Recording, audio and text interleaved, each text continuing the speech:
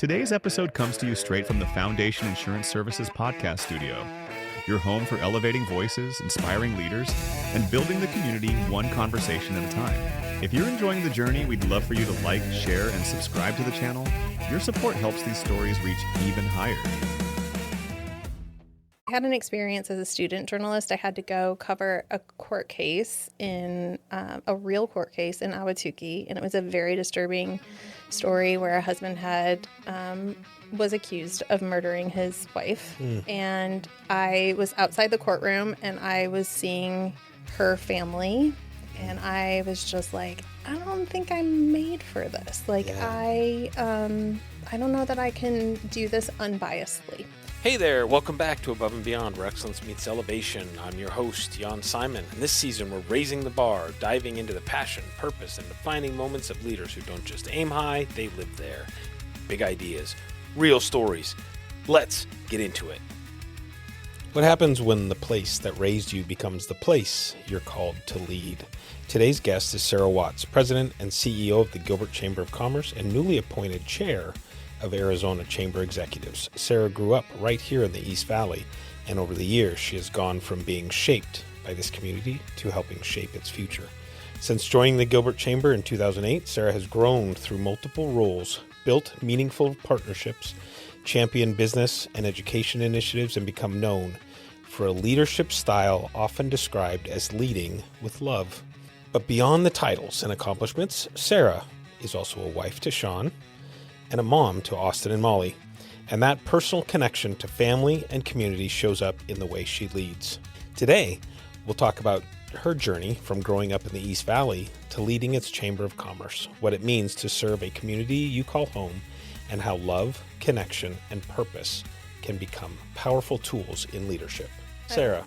Thank you. Thank you for coming on. I really appreciate it. It actually makes me a little emotional to hear you read that because you're such a friend to me. Oh, well, thank you. And I'm grateful for that perspective. Thank you. Well, thank you. 100%. I mean, you are, if we say accolades quickly and then move on to things that are less emotional, I would have to say you're one of my favorite people. I have come to adore you, and I think that you're an amazing leader in our community. So I appreciate everything you do.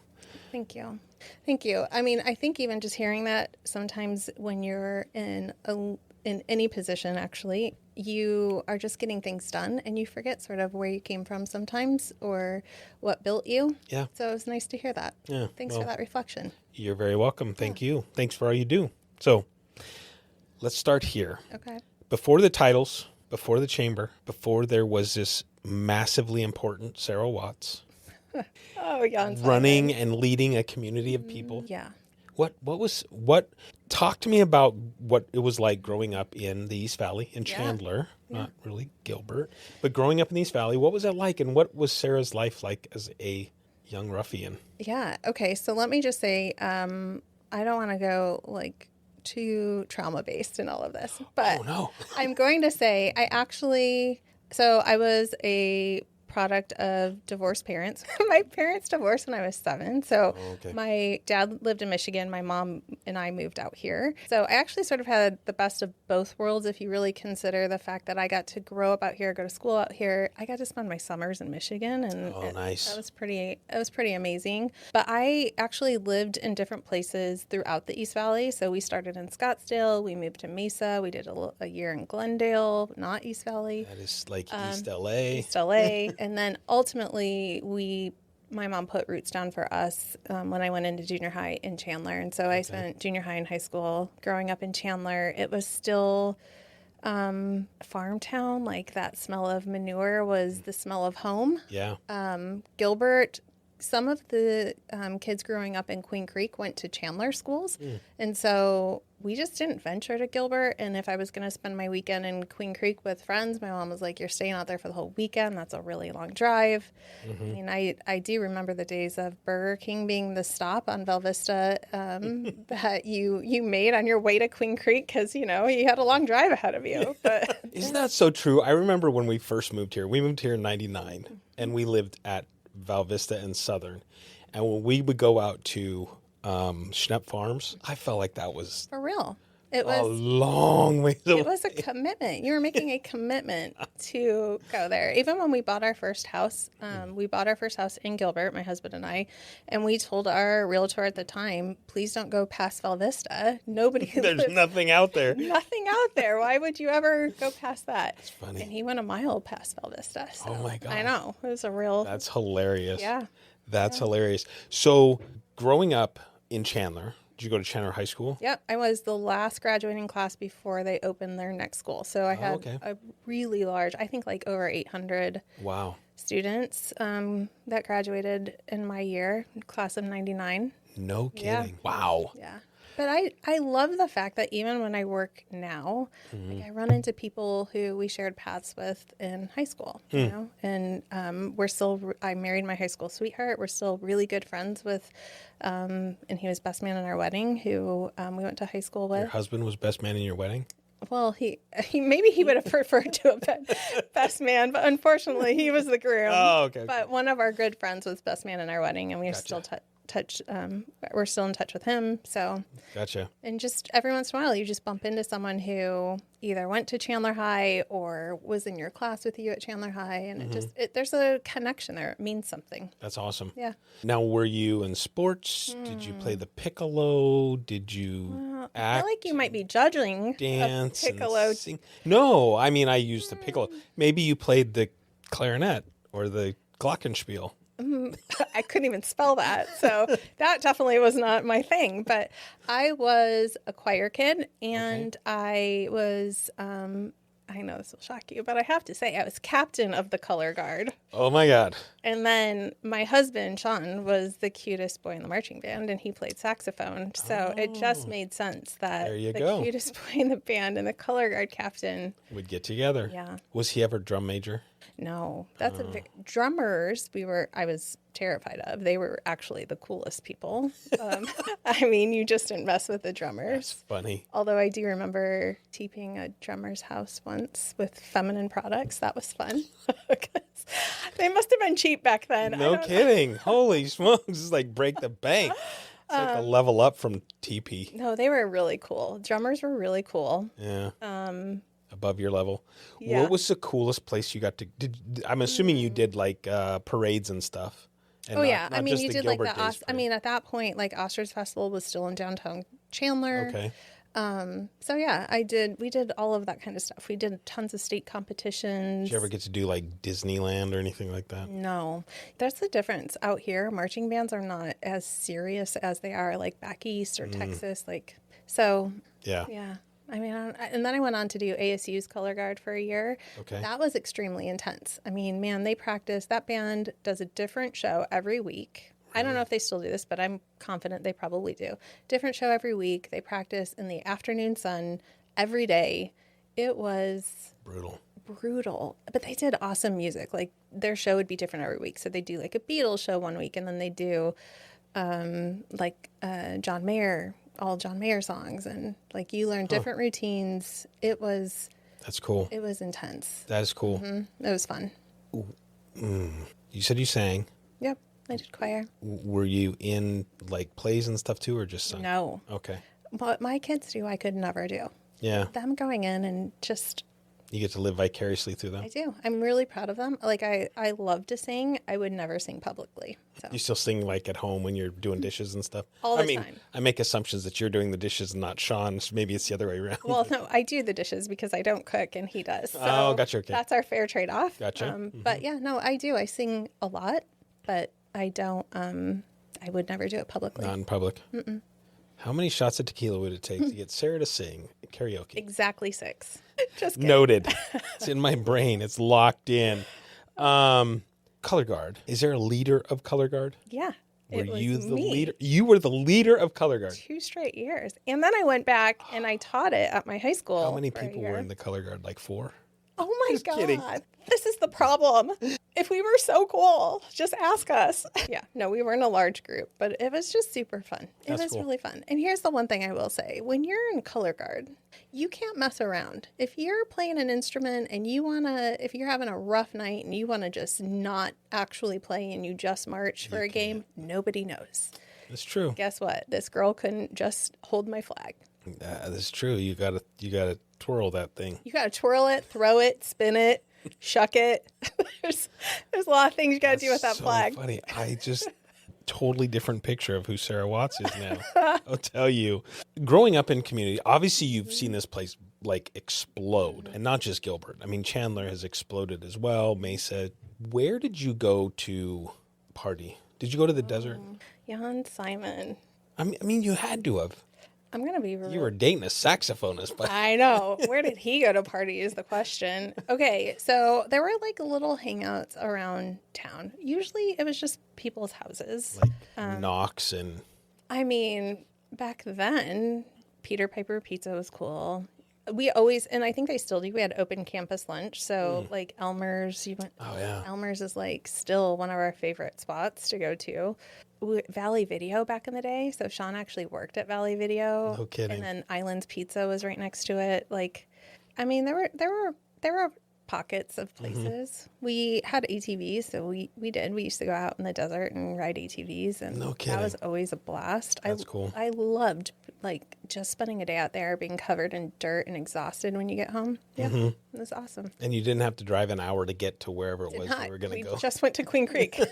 Like, I'm almost certain where Queen Creek Marketplace is where we were riding ATVs for That's a too day. funny. That's too funny. So you get through high school, you go to college, and you actually are color guard. Yeah, just a year? For a year. Yep. So I really actually wanted to go out of state. I wanted to go to University of Washington. Okay. Went there, loved it, but I got a full ride in state based on academics, and so I couldn't pass that up. So Gotcha. I went to ASU. What's your degree? Journalism with an emphasis in public relations and a minor in communication. Dang. So I really thought I was going to be a hard-hitting Like the next journalist. Katie Couric or something?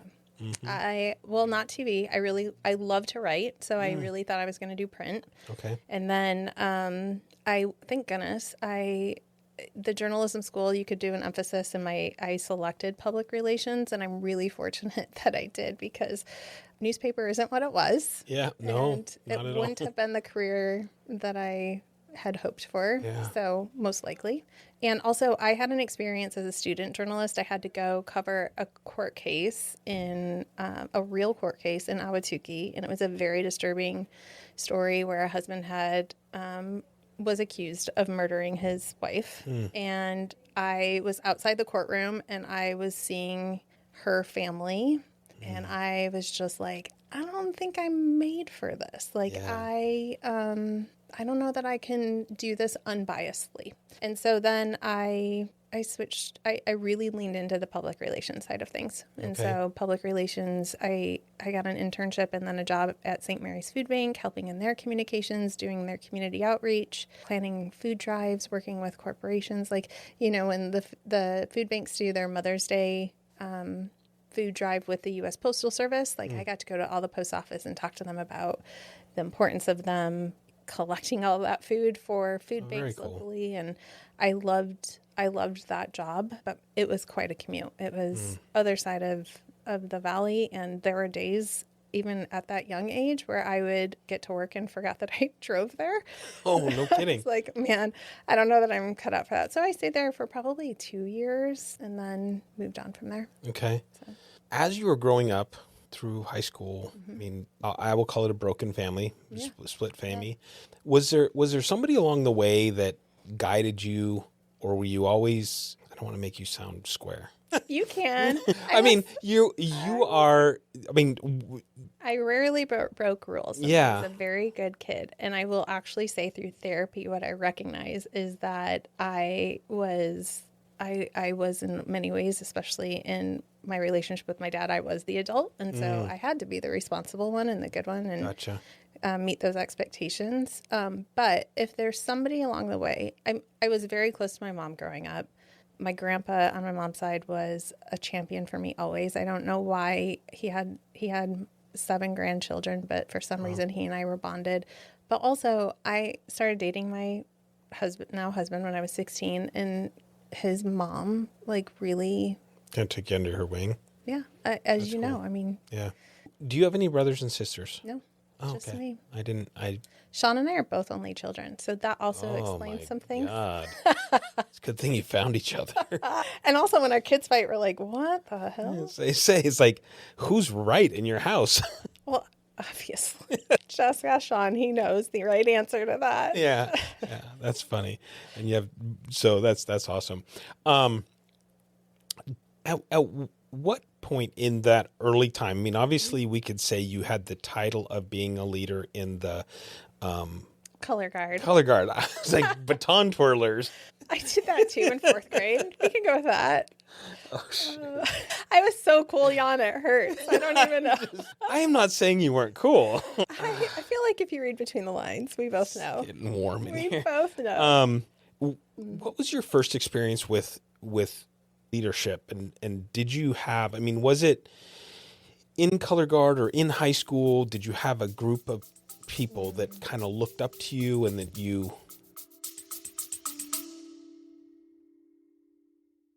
This episode is made possible by our partners at Built Different Restoration. When water, fire, or mold damage hits your home or business, you need a local team you can trust to respond fast and do it right. Learn more at BuiltDifferentRestoration.com. Shout out to Guidance Alliance, a trusted peer advisory group for business owners who want honest answers, not motivation posters, small groups, weekly sessions, ideas that actually work. Visit guidancealliance.com to learn more. Yeah. I mean, I guess I would say when you are the captain of a team, I think, first of all, somebody recognized that in me. So I still remember her name, Alonda Hartford was our coach. And I also like babysat her kids on the side. And I think she could see that I craved responsibility, actually. Mm-hmm. Like I craved the ability to be efficient at something, responsible for something. I did work really hard at anything that I believed in. So I think that she saw that, and then I stepped into it. And then, having the opportunity to work with people, have people count on me to develop people, I actually think that's something that I'm just wired to do. It is really hard and also really rewarding. So I think I was wired to do those types of things. It's hard for me when I don't think I could be irresponsible. I can kind of relate to that, because there are definitely times where I feel like it'd be nice to not care about what the repercussions are of something. And I feel like I'm always thinking about what my decisions are going to lead to. And how they're going to impact others. Yeah. All the time. Yeah. Yeah. So I think I know where you're coming from on that, because I think about that quite a bit. Yeah. In your introduction, and it's something that I think gleaned from you, because I don't know that I've seen anything else, but when I describe you as somebody who leads with love, what does that mean to you? So I have a saying that some people will roll their eyes at, but I truly believe, and I say it often, we are all souls on a human journey. I don't really believe that we need to be defined by what we do as a title or a job. I actually learned a lot from Jen Daniels in this space, because she would hold no titles lunches with me. When she was mayor, I was not the CEO of the chamber, and she just invested in me, the person. And I think it really is about people first, their needs first, their priorities first. I think when you look at your team or a relationship that you're in, and you say, if your family is important to you, it should always be the first priority in any workplace. I don't stop being a mom when I show up for work. I don't stop being a CEO when I go home. And it's okay to be everything all at once and acknowledge that in humans. So I really think it's about showing up and being there for the person the way they need you to show up, not the way I want to show up. Yeah. And that's hard. Yeah. I also think sometimes it's seen as a weakness when you lead with love or lead with heart. I just think that it actually can be a superpower. Yeah. I would actually agree with you. And I feel like, what is the old saying? Don't mistake my kindness for weakness. Right. And I actually have had that conversation in the past. Like there have been instances where I feel like maybe I've been taken advantage of because I was kind. And then it's also really hard when you have to make hard decisions because boundaries have been crossed. Yeah. So yeah, and it's difficult, I think, because I think we somewhat process that leadership piece the same.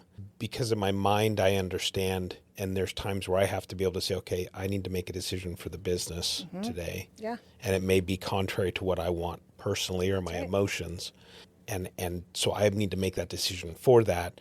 And I think that some people can't differentiate the two and get stuck in the mud of, oh, you're doing this because you don't like me personally. 100% right. You know. Like in my seat today, my job is to put the organization first. Yep. And I have 18 bosses that I report to who are counting on me to put the organization first because their reputation is also connected to that. That doesn't mean I don't absolutely love every member of my team or that I want to accommodate them. And I try as hard as I can to make sure that they are accommodated as the individuals that they are. But also sometimes there's a job to do. Yeah. And that's, I think that's huge. And to be able to recognize that in yourself, to be able to say, okay, I understand this is how I am. Yeah. Being able to convey that so everybody else remembers it all the time, I think is a very difficult thing to do because they do start to get comfortable with, it's the old adage of give them an inch, they'll take a mile type of thing. It's like, okay, well, this is working well for this person at this time, and people don't always see how it impacts the bigger picture. Yeah. Yes, and also nonprofit work is hard.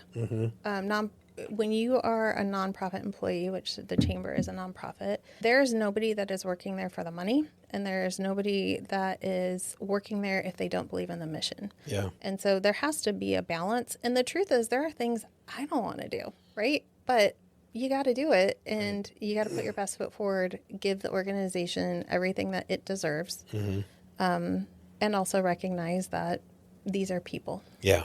Yeah. You went through college. Yeah. You went to work for a little bit for St. Mary's Food Bank. Yep. At what point did you end up at the chamber, and how did you get there? Yeah. Okay. So I left St. Mary's Food Bank to work for my dad's business. So my dad was a retired physician. He was doing practice management for other physicians, and a lot of his business was starting to pick up in the Phoenix area. I was also engaged in planning a wedding, and I thought, oh, perfect. I will go work for my dad.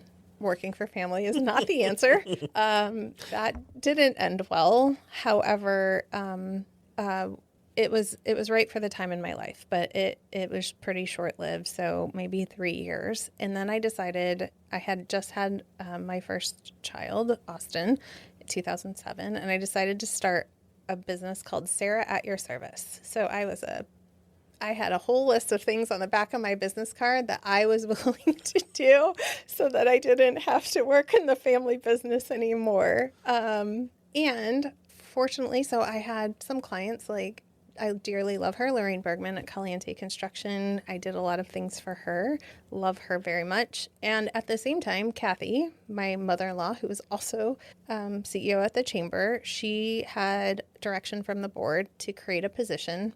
And so she actually said, can Sarah at Your Service come and help me create this position? Because I don't exactly know what I want it to be. It was going to be like a executive assistant to the president. And she's like, if we can try it out and try a few things, then I'll know how I want to post for it. So I did that in 2008. And just oddly enough, like she and I worked really well together from the very beginning. Unfortunately for my husband, he basically married his mother. We just thought alike. Like I could really predict like how she was going to respond to even emails, or we would just balance each other out. Like she would write a response that she thought would be great for, say, a town council position, and then my journalist and me would be like, how about we put a red bow on this and deliver it this way. And we just really worked well together. So she went back to the board and was able to offer me the position. So Wow. I mean, I started at the chamber in 2008 as an executive assistant, and then also double-edged sword with working in that position is that some people might say that she would have taken it easier on me, but she and I both had something to prove. And so in some instances, I feel like things were harder because she never wanted anyone to think that She was giving you the grace. yeah. And so, I mean, there was a lot. But I got so much opportunity. I got to do all of the communication and marketing. I saw us through a logo change. I did special events for a while. And then in 2016, I got to design the entire foundation, which we now operate today. So all of the workforce programming was mine. I got to use so many of my skills and so much creativity. And I loved going in there and throwing ideas at the wall. And a lot of times she'd be like, you're the heart. Like I would say, like, adopt a senior. That was mine. Like someone Christine Weatherington came to me and she's like, we have this issue and this group dropped all of these seniors and we can't get them adopted. And I'm like, let us take it. And Kathy's like, tell me how this is in our mission. And then she's like, if you think you can do it, do it. And now we're like 18 years later doing this incredible program for our low-income senior citizens. So, she was very patient with me. Now that I'm in the seat that she held, I tell her that a lot. I say, God, I was a pain in the ass employee, and you were so patient and graceful. You keep bringing us more things to do. More things to do, and I would question her, and I would push back. And in some ways, I think that made us better and stronger. But also, sometimes you just want to be like, just do it because I said so. Yeah. Don't ask me why. Yeah. But she was always gracious and kind, and I learned a lot. Awesome. Has your viewpoint of leadership changed from previous to being the CEO at the chamber to now being president and CEO at the chamber? I mean, has leadership as a definition changed for you? Of course. And I would actually challenge any leader that says that their leadership isn't constantly evolving. I mean, of course, I think until you're in any seat, you really don't know what that seat takes. You take a lot of things for granted, or you don't know. I mean, there are lots of things that I protect my team from, or I protect the organization from, or conversations that I have that I need to navigate carefully that you just don't know until you're in that seat. Yeah. You also take the bullets, whether they're your bullets to take or not. And that's part of the role. That's part of the job. And I think it's a constant calibration. I think you're always, as a leader, learning, evolving, growing, learning from others. I've got a great group of nonprofit leaders who I meet with every single month, and they run much larger nonprofits, and they've become confidants to me and mentors to me. I ask a lot of questions. I ask a lot of questions of our other East Valley Chamber CEOs. They all have incredible strengths in many different areas. So I would be worried for any leader who said that they weren't constantly evolving. Yeah. How do you balance leadership as a mother and leadership at the chamber? I don't. Not well. Let's be honest. I don't. My priority, and I was really clear about this even when I took the position, and part of the reason I stayed at the chamber for so many years is because I had the opportunity to be a mom first, and that could just never change for me. Like, I am always a mom first. My kids are always my priority. Now, that doesn't mean that there aren't weeks where my job takes more focus than my family, but I really work hard to make up for that and give each of them the time and the conversations that they deserve. And I involve them in it. Like, truly, my kids don't know me in any other career. My daughter, I mean, I was already on staff when my daughter was born. Like, this is her life. This is her life. Yeah. Unfortunately for them, there's eyes all over town. So hey, that's a great thing, though. I mean, I grew up in a really small town, which Gilbert, and everybody says this, Gilbert feels like a small town. It really does. I mean, especially once you get involved, it is a very small town, the number of people that are truly involved in the town. But I think more often than not, I stayed out of trouble because I felt like there was somebody always watching me. Yeah. Now, whether that's true or not, I don't know. But I always felt like somebody who's going to report back to my dad or my mom or something. And your dad was a teacher, He was a right? teacher, yeah. So and I'm everybody sure he did. knew him. Yes. Everybody. And whether they liked him or not, they knew who I was. You know, That's it's like, so. Yeah. There's an accountability there. Yeah, absolutely. Absolutely. And to be able to have that, we'll call it as a backup. Yeah. Even if it just lives rent free in their brain, to be able to say, think twice about this because I don't want mom to find out or dad to find out. But and also I feel like they've been surrounded by a really wonderful village. I mean, just like I think there are people who are watching, there are also people that they have engaged with that they never would have crossed paths. I mean, you're a household name, Jän Simon.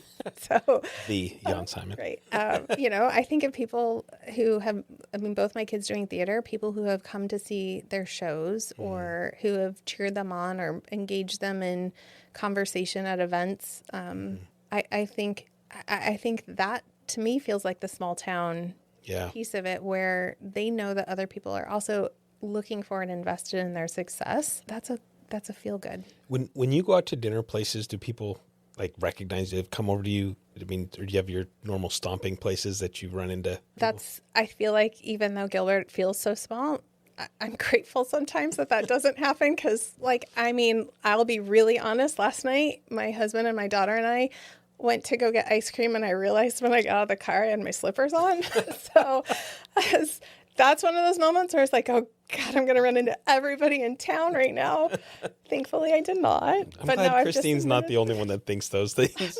She's like, she'll have a spot on her shirt, and it's like, I'm going to run into everybody I know. It's like, nobody's going to notice. She'll put her hair over it. I don't often, probably, yes and no.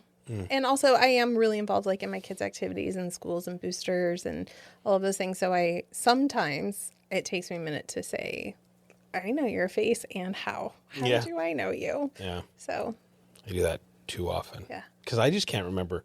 I can't remember the names that go with the faces. I remember both. I just get them mixed up. That's not great. No, it's horrible. Oh, no. And I do it with celebrities too. But I don't think they care. No. Well, only the ones I know. Oh, right. Of course. None. Obviously. Okay. I forgot. Yes. Talk to me about the evolution of the chamber, because back in the day, if you ask somebody about the chamber, at least my fictitious thought process is, it's, tourism and that sort of thing. Yeah. And it's evolved, right? And then we hit COVID and somebody slammed the brakes hard on everything. Yeah. And I feel like in some way, shape, or form, the chamber has had to evolve and change itself to be relevant. So talk to me about where the chamber is today and how it continues to evolve to be relevant and be important. So I will say the chamber is a lot of things to a lot of people, and it's designed to be that way. Our membership is a solopreneur just starting a business all the way through large corporations and healthcare systems.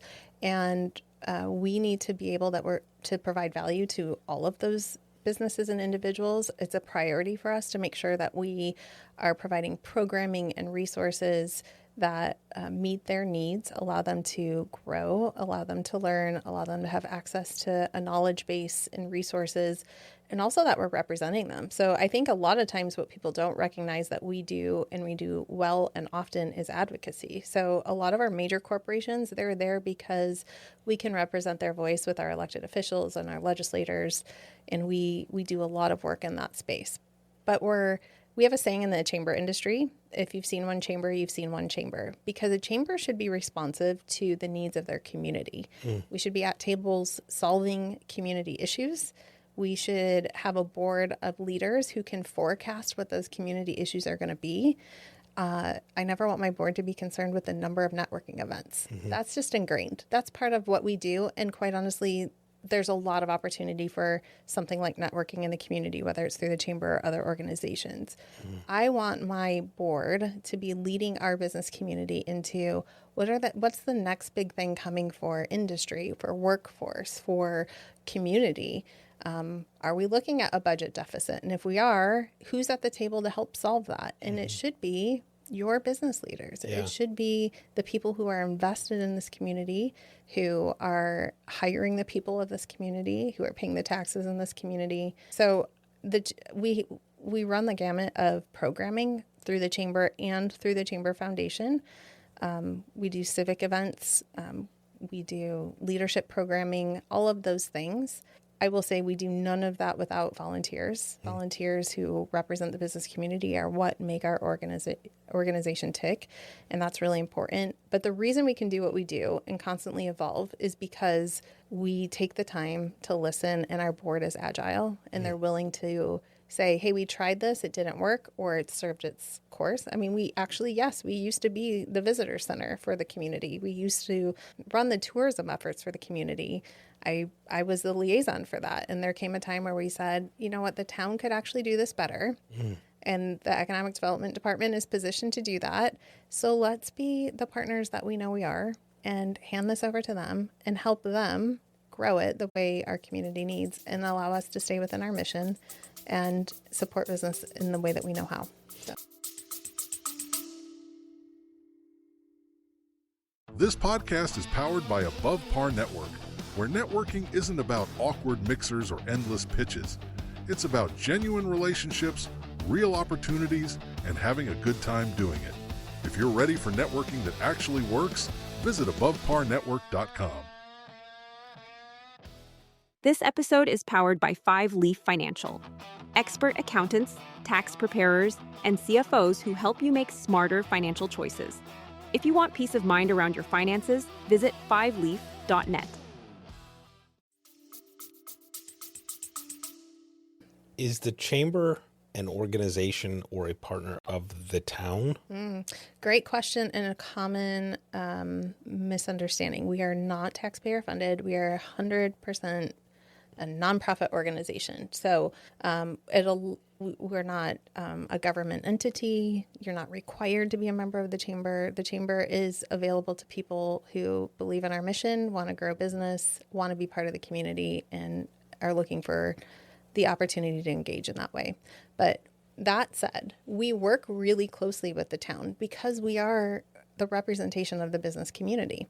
And we have well-respected individuals at the table who can tell town council maybe what's going on or have an opinion about zoning changes or want to be part of building Heritage District business. And so we work with every department of the town. I meet with the directors of the town on a regular basis, talk to them about what challenges are they facing, what do they need from the business community. So for example, our development services department needed some feedback from developers and investors in the community. So we're conducting a survey to just gain some feedback. Like, what are we doing well in Gilbert? What do we need to be paying attention to?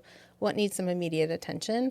And those are partnerships for us. It's really easy to do that outreach. For the town, it might be a little bit more cumbersome or challenging.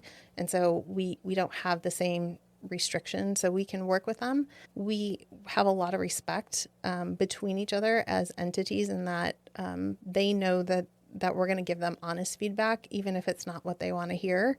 But it's coming from a place of respected opinion and investment in the community.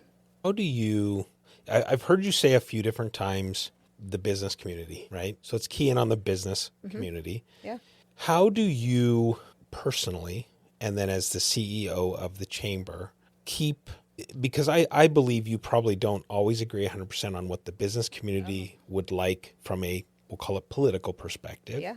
How do you navigate those waters? And I would assume you probably have some people who challenge you with regards to your thought versus how the Chamber's responding, and how does that get balanced? That's a really good question. And honestly, in the political climate that we're in, I think that a lot of people feel that way about alignment with their employer. My job is to represent the interests of business community. That is my job. So when I am having a conversation with someone from the seat of Chamber CEO, I am going to represent the business community, what it is that my public policy committee or my board of directors have approved as their position. Most of the time, I actually think that there is alignment.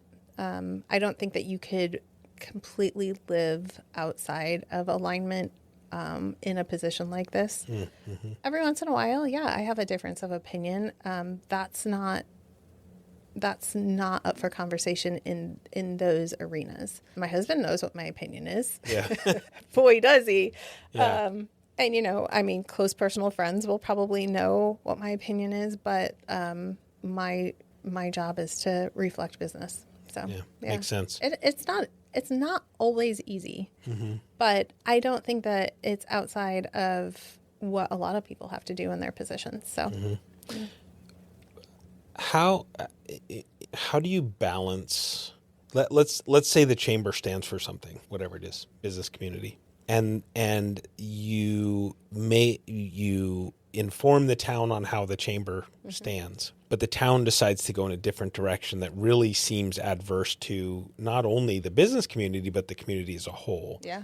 How do you, as a CEO of the chamber, because at some level I would think you wield some power through voice. Yeah. How do you deal with those situations?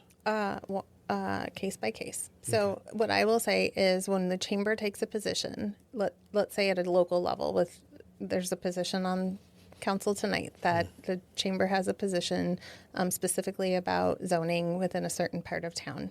It is my job to make sure that every member of council and the staff on that case know the chamber's position and know how we reached that conclusion. Even when we're considering the position, we invite town staff in, and in this case, we invited the developer in as well, so that we get to hear both sides of it. We knew town staff was going to, originally opposed it. Now they support it. So I would say it is my job to communicate it, but also to recognize that our town council is also charged with doing what they believe is best for the community, and that has to be respected as well. We're not always going to agree. That is the job of that relationship, is to make sure that they know where we stand, and they also know, although we would love for them to take our position, that they're respected for the work that they're doing. I think that it's a really hard job.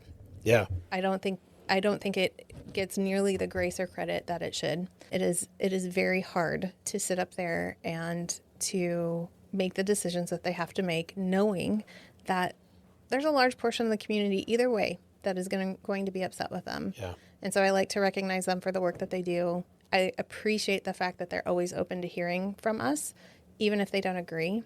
I will say we do keep a voting report card on all of our council members, so we can keep track of who continues to be off base with what business says they need.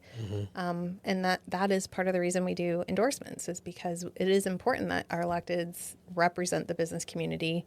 I also know that voters don't only consider that. Right.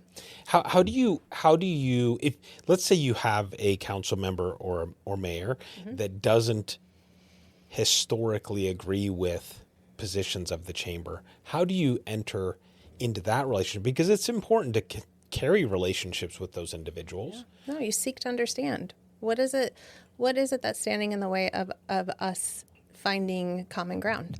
I seek to understand. Help me understand where you're coming from. How can I connect them with maybe a business that they haven't been connected with to better understand how that decision impacts business? It doesn't have to be my voice. Yeah. It could be, a hospital or a company that maybe has some issues with an MRI machine that zoning or codes are inhibiting, that we can get them to understand how this code is specifically impacting the financial sustainability of that business.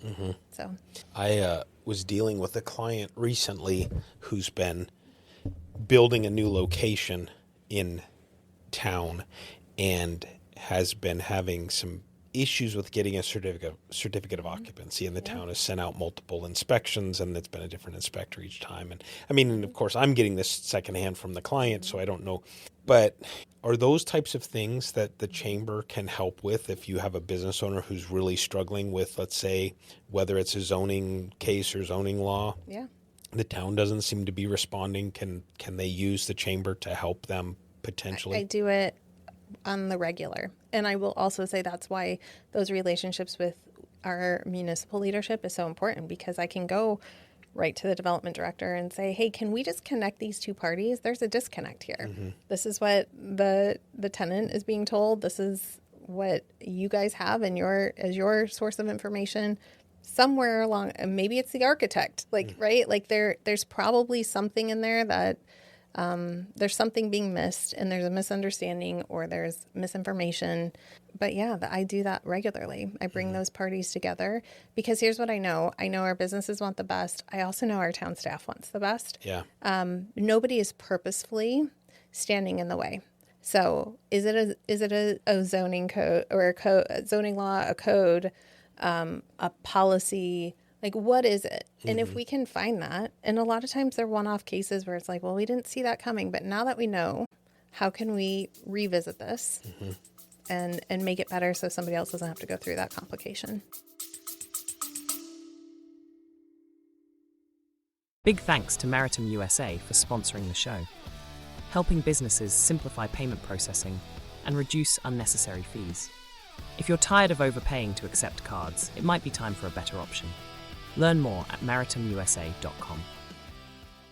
This episode is supported by Rocks Ink Calligraphy, where every piece is created by hand and designed to be remembered. From custom calligraphy and engraving to live event personalization, Rocks Ink turns meaningful moments into lasting art. Learn more at rocksink.com. What other things on the chamber side of the house, advocacy being huge, what other things does the chamber do to help businesses? Yeah, my mind just went blank. Nothing. That's it. Just kidding. Yeah, no, that's it. I think the rest of it could really be chalked up to creating opportunity for connection, creating opportunity for exposure, resources. If you're looking to connect with an expert in your field, that's a space that we can help you with. If you're looking to grow your business, we have workshops and training. If you're looking just to connect with other like-minded individuals, we have those niche programs too. I love the momentum that our young professionals initiative is getting right now. And part of that is a collaboration with a previously existing organization who brought it under the umbrella of the chamber. And what it really does is it reminds our young professionals in our community that Gilbert is a great place to work. You don't have to go out of our community. You can build relationship right here with other young professionals. There's opportunity in our community to stay here, work here, live here. A lot of our industries are nearing retirement age. And so if we can build a strong pipeline of young professionals who see Gilbert as a place, a destination, and they have the connection and camaraderie here, that could be a win for our community. So I really think that businesses can explore many different options, and we have our staff that is their job, is to sit down and say, what are you looking for? What help do you need? Where are some gaps that we can help you? And obviously there's traditional opportunities. We have a lot of networking events. We have ribbon cuttings, all of the Chamber 101s we have. So, yeah. So you hit on a great point, and that's the pipeline to the future. Let's talk about the foundation side of the house. Yeah. So the foundation side of the house, which is started a few years ago, and you said that you were instrumental in writing that charter. Yeah. Is that 2016. Fair? Yeah. I mean, we created the foundation because we recognized that there was opportunities for funding as a C3 that we really couldn't access as a C6. A C6 is the chamber's a nonprofit C6 so that we can do the advocacy work that we do. But C3 is community focused. So a C3, we don't have membership. The foundation programming is open to the community. So we moved our Gilbert Leadership Program under it first. And then we started really building our workforce programming. So we did things like tours for teachers. We do career shadowing and mentorship for students grades 9 through post-secondary, matching them to experts in just fields that they want to explore. There's so much value in a student exploring a career and then coming back and being like, no way, I never want to do that, right? Like we had a student a while ago who was matched with a veterinarian really thought that's the direction they wanted to go. And then they realized that field is actually very people focused. You have, with every animal comes sometimes an emotional human being. Quite emotional. Right. And you're asking them for a lot of money typically. And that student was like, yeah, that's not what I thought I was going to be doing. And that's great to identify that quickly. So we have programs like that. We do a student entrepreneur program. We just launched that this year. I love that. Were you involved in that? Mm-mm. Okay. So these kids, they spend several weeks together, one night a week, and they from start to finish build a business plan and then pitch it. So the creativity of these kids, it's just mind blowing. And so we bring different experts in to mentor the kids, and then to every week they get to hear from a different business owner, talks about their experience and lessons learned. We do scholarships, academic scholarships, and then through the foundation we do civics programming. So just having meaningful conversation in the community around different topics that might be divisive, but the event is really structured so that people can value the dialogue with one another and agree to disagree, and that's okay. That's accepted. So, yeah. Interesting. One more question kind of related to that. Yeah. The Catalyst. Yeah. Which is new. Was it 2 years old now? It is. Yeah. 18 months. So yeah. Tell me about the Catalyst and how that was brought on to help small businesses as well. So the Catalyst is like really meaningful to me. And I'll tell you the personal story behind it. So COVID hit, and Dan Henderson, who was economic development director at the time, obviously we were talking by phone very regularly during this time. Like, what do businesses need? How do we get them funding? What are some resources? Do we need to change any policies? And as we talked, I was new in the CEO position, and we really formed a strong relationship where we just brainstormed a lot about what if we did this? What if we did that?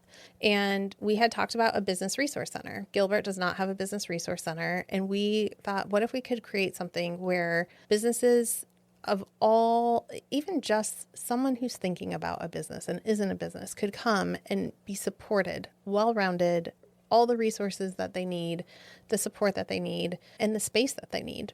And so we sort of dreamed up what has become the Catalyst, but there were a lot of steps between that conversation and actually opening it. And I actually won't forget that I lost my stepdad to COVID, and my stepdad and I, for some reason, we got 2 whole days in the hospital together.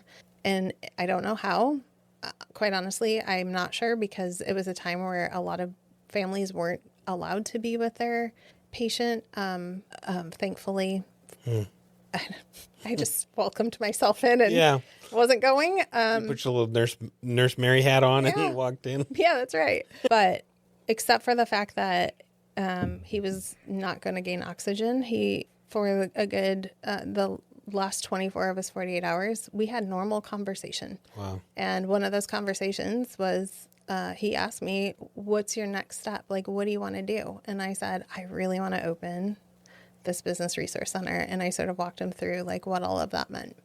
And then he passed away. And it just so happened that the next year, Dan, our economic development director, applied to be in the Gilbert Leadership Program. And he was accepted into the program. And then the class identified a vacant suite at the end of the chamber building. And they said, hey, we could make this our class project and we could build the Catalyst. Like Dan had been talking to them about what the Catalyst could be.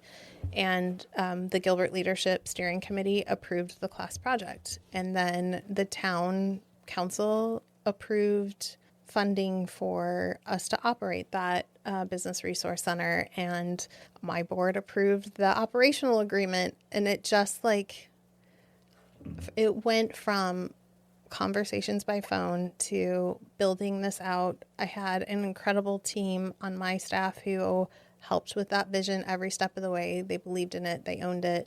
Yeah. And so today it is, I think we have tracked in 18 months over 800 businesses that have utilized the space. We offer workshops. There's a podcast studio. There's content creation suite. There's expert office hours. We've partnered. Local First comes in sometimes and does some workshops and training. SBDC is there every week, and it just continues to grow and evolve. And we continue our partnership with the Office of Economic Development in evaluating what do our businesses need next. And we're also pretty nimble, like what worked, what didn't work. But huge kudos to Nicole and Elaine on my team who they ran with it. That's awesome. Yeah. That's awesome. Yeah, it's a really meaningful space, and it's totally free to the community. Anybody in the community can book time and make use of it. That is really cool. Mm-hmm. Yeah. That is super cool. Yeah. I'm going to rewind a little bit. Yeah. So you've got 2 kids. Yeah. The best. Austin and Molly. Yeah. What's your favorite play that they've ever been in? My son, Austin, was in Hadestown, and it was just a beautiful production. It was such a good play that they actually, like, half of the cast went to college, and when they came home on Christmas break, the theater actually did a reprise of it because it was so good. It was so good. And Molly, I probably would say my favorite play of hers, although we've seen it 1,006 times, is Mean Girls, because she had a lead in that one. So if they never audition for Mean Girls again, I'm fine with that. It's kind of like going through It's a Small World 8,000 times. Yeah. But I will also say, there is no better place for me than sitting in the audience watching my kids do what they love to do. Molly, I actually really love. She also sings in our on the worship team at our church, and to me, that's awesome. I love it. Yeah, that's awesome. Yeah. With regards to kind of being a mom and shaping them, how do you feel, or maybe how did you march them down that road, so to speak, back to the marching band? Can I say the jury's actually still out? I actually really feel like parenting teenagers and adult children is the hardest phase of parenting. It is this whole journey of what do you hang on to and what do you let go of? And you're out of control. Like, you have to sit back and you have to watch, and you have to watch some really questionable life choices, and you still love them unconditionally, and you have those conversations. And so I think I have really good kids. I still will say that sometimes I'm like, what? Who's are you? This is your dad's side of the family, for sure. That's funny. Yeah. Do you feel like having the kids and having Sean in your life for so long, do you feel like that has helped shape your style of leadership? Yeah, I think that having that constant, I mean, again, we've been together since we were 16. I was actually trying to do the math the other day. I didn't get it right. But I will also say at least 22 years. Yeah, I think it's in that space. I think so. Yeah. We've been married We've been married a while. Wow. What year did we get married? 22 years. We've been married 22 years. It's so long ago. Congratulations. Who's counting anyway? Right. I learned, I think it's important that every leader, I think you're a better leader when you have a constant, unconditional person in your life who can be honest with you when you need someone to be honest with you. And Sean is that person for me. He's also a very different leader than I am. Like, he manages 300 employees, and he manages or babysits? I'm going to say manages. He might have a different answer. And he is very unemotional in his leadership. Like, he is like, I don't really care what anybody thinks. This is how we're going to do it. And I love to get buy-in, and I love my team to be part of the solution. And that might also be the difference between a small nonprofit in corporate America, where sometimes those changes are just mandated for him, and it is what it is, and there is no opportunity for buy-in. So, but he's always been very honest with me and guided me that way. So, yeah. You kind of sit at this crossroads of mom, wife. That's one road.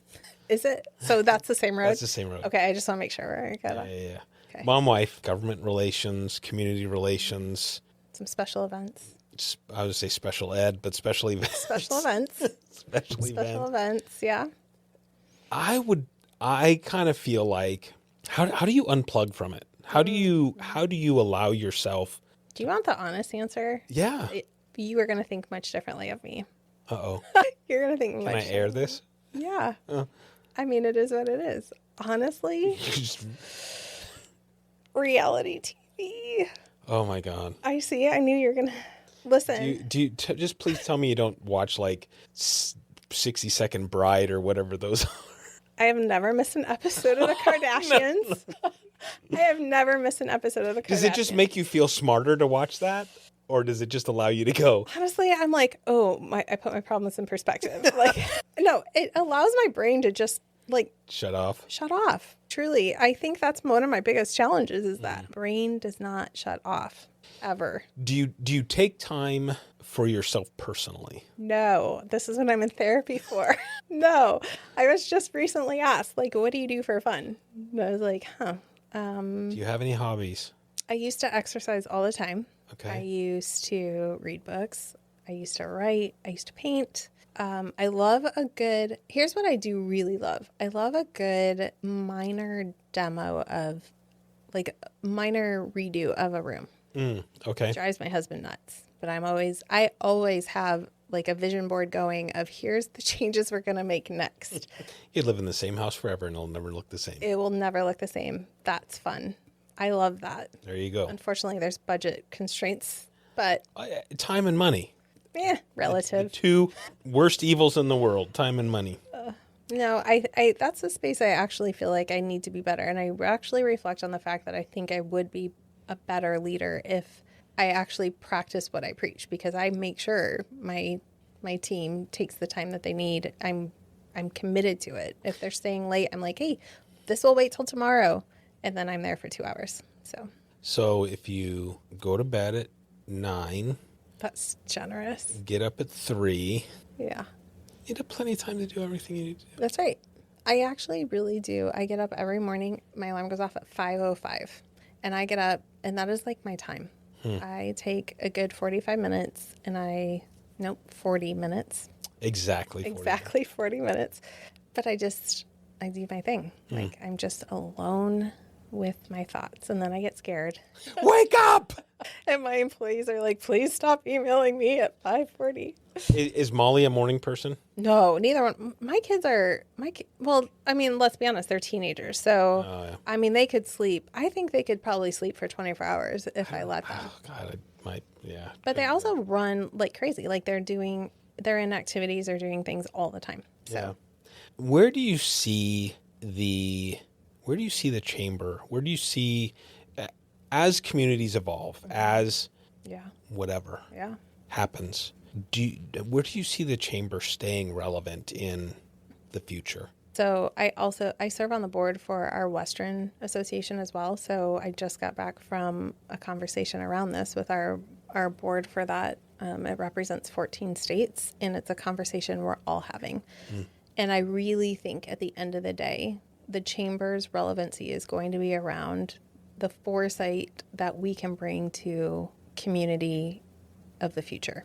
What is it, again, like I said earlier, what is it our community, what are our employers going to go through? What is our workforce going to go through?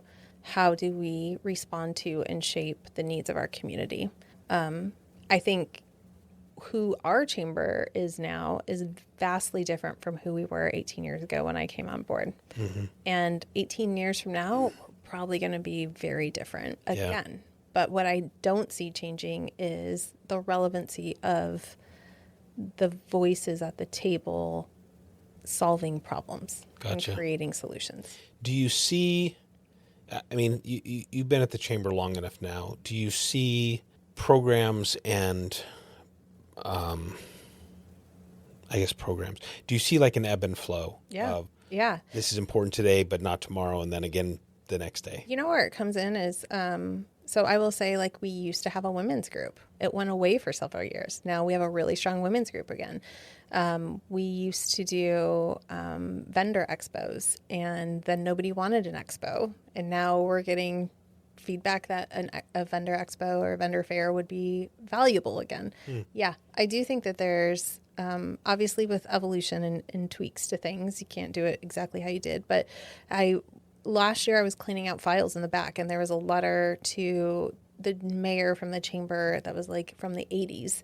Oh. And it was if you read it, it addressed workforce and the issues. You would have thought we wrote it last week. No kidding. I was like, okay. So, yeah, I think that things circle back around. There is a ebb and flow to all of it. Everything feels very cyclical. Yeah. Yeah. How you approach it might be different. Yeah. I think that's what the distinction is. What do you hope for the chamber?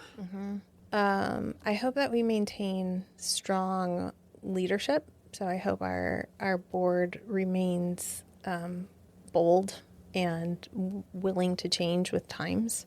I hope that our businesses and our community see the value of the work that we're doing. And I hope, honestly, that our businesses want a seat at the table. Yeah. What do you feel like? Let's talk. You kind of, I can see two legacies. You have your family, you got the kids, but let's talk the community right now for a minute. What do you think in your mind is a misconception about who you are and how you run the chamber, and what you want your legacy to be when you're gone? Or what do you hope people say about you when you're not around? That's a good question. I don't know what misconceptions. I'm trying to think. I maybe go back to what you said earlier about leading with love. I think that there is a space where some people might find that as weak leadership or having empathy, and that's okay. Everybody has different styles and approaches, and different circumstances call for different types of leadership. So I'm okay with that. I think the most important thing to me is character and integrity, and to know that I am doing right by our membership and that I'm representing them the way they want to be represented. That's probably the most important thing to me. I think that anything that you could say I accomplished would not have been accomplished by myself. I can think of hundreds of volunteers and staff members over 18 years who have contributed to what the chamber's accomplished. There's no one person that's done that. But what I hope they can say is that I led with character and integrity, and I was a good representation of the business community. I would say nothing less. Let's talk about your kids. Yeah. What do you hope your legacy with your kids is? I hope they can say, she wasn't as crazy as I thought she was. That'll take Molly another 15 years right? to get to that point. Or, now I understand. That would be great. Austin may never get there. I don't think that kid will, but that's okay. Honestly, I hope that they never forget, years after I'm gone, how much I love them and that I fully accept them for the humans that they are. That's awesome. Yeah. They're everything. Yeah. And they have all the love in the world, and I hope that they harness it and use it as their superpower. Yeah. As you look back on your life years from now. I was going to say, God, I'm gone that soon. I mean, you're at least 26 because you've been married for 22 years. Yeah. So real awkward. We know how it happens in the East Valley. Okay. What do you hope? And this is a little bit going back to the legacy thing, but we went business, we went kids. But what do you hope people think about you? Well, it depends on what version you deserved. I actually think I spend a lot of my time investing in relationship and in people. And I hope that each individual knows that I genuinely cared. Even in those professional relationships. Yeah. I actually really care about them as people, their journeys. I don't think you could do this job if you didn't actually really care about people. Yeah. I think that is so powerful. Yeah, I think that's very powerful. And I was going to add to it, but I don't think I should. So what were you going to add? Now I'm curious. Shut up and move on. No, but I think it's super powerful. I think it's easy to take things personally when they don't go the way that you want them to. And create yourself into a victim role. And I don't even know where I'm going with this. But I feel like if we can help people where they are as individuals And I'm not saying it's the give them a fish, they eat for a day, teach them a fish, they eat for a lifetime. I mean, same thing, but at the same time, it's like there becomes a point at which we need to have the hard love versus the supportive love. And not that the hard love is not supportive, because sometimes, and I don't remember who it was, somebody told me that when they let people go, it's like they say, I'm giving you the gift of allowing you to be completely who you are with somebody else or something like that. It's like that whole thing where it's like, but anyways, I feel like in your leadership, and obviously, I've been around the chamber for a number of years now, and I've watched you lead the chamber, and I think very highly of you. So anything I say is biased, but not really. But I feel like you have the ability to command a room without having to stand up and command the room, which I shouldn't use the same word twice, but I can't think of another word that would be better. There's a thing where it's like, I think the respect of the community, and when I say community, I'm not just saying Gilbert. I mean, I've watched you in the Southeast Valley and the East Valley and, around different leaders in the community, and you're very well respected. And I think that is a testament to your integrity and your morals and your ethics and your ability to stay above the fray. I just think that's incredible. So, well, I'm grateful for that. Here's what I'm going to say. I think that when you genuinely care about people and when you own your mistakes, own it. It's okay. I have called many people and said, oh, I shouldn't have said that. Or I just fret about it all the time. Well, I mean, this is after I fret about it. Okay.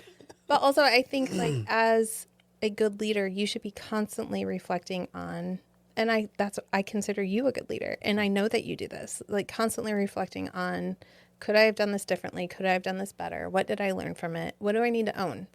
And then when I walk into a certain room and everybody in there, I actually have genuine relationship with. It's not disingenuous. Yeah. And we can then have trusted conversation. They can tell me things that I might not want to hear, but I need to hear, and vice versa. And we can come to a consensus because we have respect for one another. Yeah. That's actually how society should work. Yeah. Like that's... I think one of the things I appreciate about you most, and you've done this with me a couple times, is actually told me the hard thing, right? Yeah. Not just sugar-coated it, and there's been a couple times where it's like, you're like, you know what? So I have another motto, love people enough to tell them the truth. Yeah. If you truly care about somebody, you're going to tell them the truth that they might not be seeing. And I don't mean obnoxiously tell them every flaw. We all know our own flaws. Yes. But if you see something in the road that they don't, and you care about that person, you owe it to them, to be honest. If there was somebody who wanted to get involved in the community, but they weren't quite sure if they were ready for that step. Yeah. I love those conversations because one, I get to know people, but also let's find what you're passionate about. Maybe it's working with other nonprofits. I mean, that's one of the blessings of this position is that I get to know a lot of people and the work that they do, and I get to make a lot of connections. Some of them may never be connections through the chamber, but it's a connection that I just believe when you put it out in the universe, it's going to come back. So, yeah. Very good said. Very well said. Very good said. Very good said. Thank you. Very good said. Thank you. Said good very well. Yeah. One last question. What should we know about Sarah? What do you want to know, Jan? Don't know. I'm basically an open book.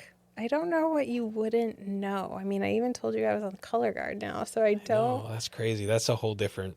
It's a different level of something. I don't. That's a hard question. If you could go on vacation anywhere in the world for a month without your kids. Oh, without my kids. That changes it for sure. And it's got to be you and Sean. Oh, that changes it again. Just kidding. A month. Oh my God. Okay. Where would your dream vacation be? So one of my favorite spots is Kaanapali Beach in Maui. I actually spent several Christmases as a kid in Kaanapali Beach with my family.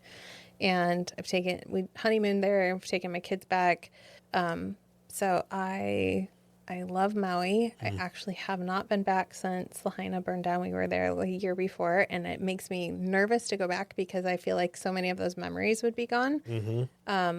But I love Maui. I would. My cousin actually taught high school in Maui for like 2 years. Oh, wow. So like maybe I'm just gonna be a high school teacher. Yeah. Like, maybe I'm just gonna go throw it all. You could have gone and taught journalism and had a high school newspaper. I know. I mean, I will say, so teachers work really hard. My mom was a teacher. And so she was like grading papers on the beach. And I was like, well, that's not what I want to do on the beach. Yeah. Like, I don't want to work on the beach. I just want to hang out on the beach. But maybe to her it wasn't work. Maybe she loved it so much that she Maybe. didn't think about it as work. Well, I'm guessing she has some different perspective now because now she's teaching high school right outside of Washington, D.C. Oh, wow. So the weather's a little different. So maybe she wouldn't mind grading papers on the beach again. Yeah. But Ugh. Yuck. Well, hey, I appreciate you coming on. yeah. Thank you very much. Thank you. I would love to direct people to the chamber if they're interested in joining or finding out more. So where do they find the chamber? Our website is gilbertaz.com and phone number is 480-941-6322. That's my direct line. Or you can email me at sarah@gilbertchamber.com. Or you can email Jän Simon and ask him about his experience. Yeah, you could. I had a great experience. I love the chamber. So, all right. Well, thank you very much. Thank I really you for appreciate it. having Yeah, me. I do have a gift for you because everybody who comes on gets a gift. Okay. So this is for you. Thank you. You can dream about all the peanut butter whiskey you would drink out of I it. will dream about it. I will dream about it and put my cranberry juice in there. There you go. Yeah. But I I went above and beyond glass, and on the back it hopefully says Sarah. Okay. And if it doesn't, We'll pretend like it says Sarah. you're awesome. Thank you. I'm very grateful for you and for your leadership and your support over the years. You make a difference in the lives of many. Thank you. I appreciate it. This is Sarah Watts, and I went above and beyond.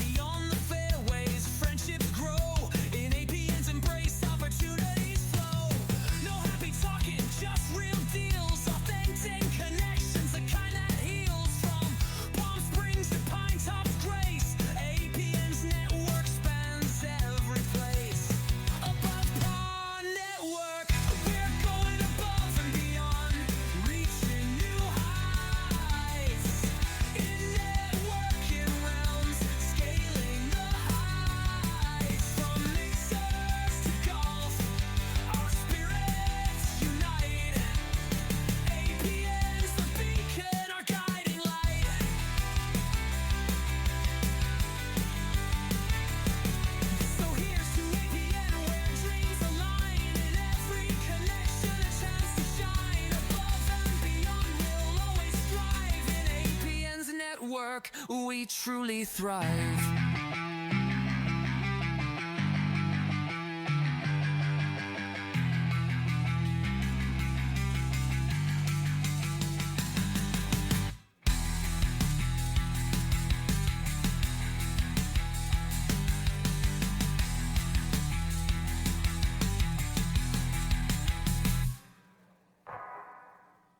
Before you go, if you want marketing that actually moves the needle, check out lzrmarketing.com.